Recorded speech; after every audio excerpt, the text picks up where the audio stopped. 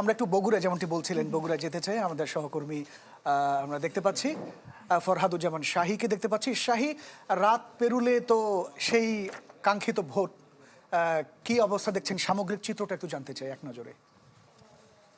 আসলে প্রচারণা যে উৎসবের মধ্যে ছিল, একটা আনন্দের মধ্যে ছিল, ভোটের আগের দিন রাত আজকে কিন্তু বগুড়া শহর একে অনেকটা নিস্তব্ধ বলা যায়। কারণ কালকে ভোটের আগে আজকে রাতের বেশ কিছু বিধিনিষেধ আছে। যান চলাচল 12টা থেকে চলবে না, কিন্তু তার আগেই কিন্তু বগুড়া শহরের মেন যে সড়কগুলো আছে সেই সড়কগুলোতে কিন্তু যানবাহন একেবারে কমে গেছে। মোটরসাইকেল চলছে না, রাত 12টা থেকে পাবলিক পরিবহনগুলো বন্ধ হয়ে যাবে। সেই হিসেবে বলা যায় যে ভোটের আগে উচ্ছ্বাসটা হয়তো বা কিছুটা কমে গেছে, তবে প্রচারণায় কিন্তু ব্যাপক উচ্ছ্বাস ছিল। প্রত্যেকটা রাজনৈতিক দলের নেতারা যারা প্রার্থী হয়েছেন তারা কিন্তু ব্যাপক প্রচার চালিয়েছেন। এবং বগুড়া কিন্তু বলা হয় যে এখানে বিএনপির প্রতিষ্ঠাতা সাবেক রাষ্ট্রপতি জিয়াউর রহমানের জন্মস্থান হওয়ায় বিএনপি এখানে সবসময় শক্তিশালী একটা অবস্থান তৈরি করে।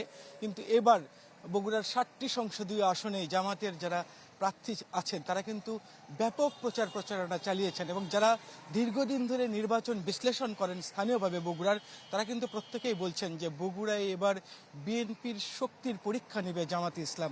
বিশেষ করে 1, 2, 3 এই আসনগুলোতে তারা কিন্তু একটা বিএনপির শক্তির পরীক্ষা নেবে এরকম বলা হচ্ছে। অর্থাৎ প্রচারণার মধ্যেই দুই পক্ষেরই একটা উৎসবের একটা আমেজ ছিল। আগামীকাল ভোটেও হয়তোবা সেই আমেজ থাকবে, কারণ আইন শৃঙ্খলা বাহিনীর সদস্য যারা আছেন তারা নির্বাচন অনুষ্ঠানের জন্য একেবারে নিশ্ছিদ্র নিরাপত্তা বলয় গড়ে তুলবেন সেরকম প্রতিশ্রুতি দিয়েছেন। এবং এরই মধ্যে সকল ধরনের প্রস্তুতি সম্পূর্ণ হয়েছে।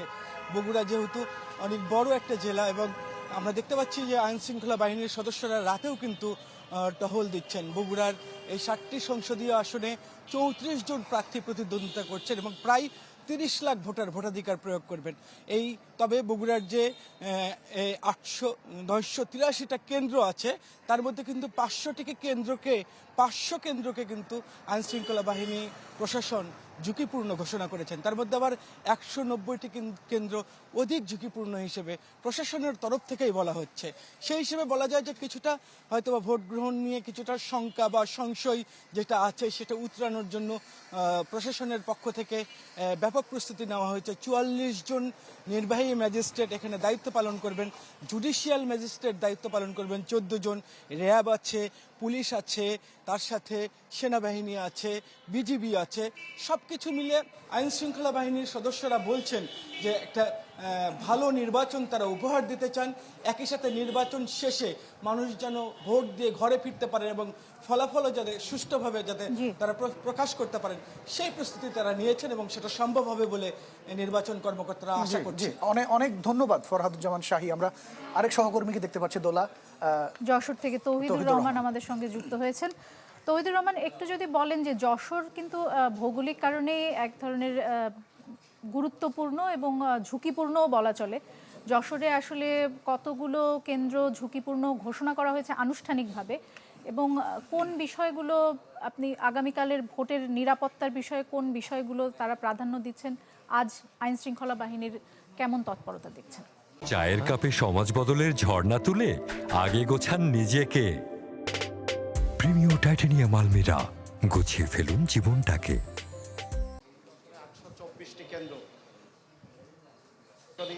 এলাকার 824টি সরকারিভাবে আমাদের 320টি কেন্দ্রকে ঝুঁকিপূর্ণ হিসেবে ঘোষণা করা হয়েছে। যদিও নির্বাচন কমিশন ঝুঁকিপূর্ণ না বলে গুরুত্বপূর্ণ হিসেবে তারা বিবেচনা করছে, এবং এই সব গুরুত্বপূর্ণ কেন্দ্রগুলোতে অতিরিক্ত আইন শৃঙ্খলা বাহিনীর সশস্ত্র সদস্যরা থাকবেন, এবং সেই সাথে বিচারিক বিভাগ এবং নির্বাহী ম্যাজিস্ট্রেটের নেতৃত্বেও টহল টিম থাকছে।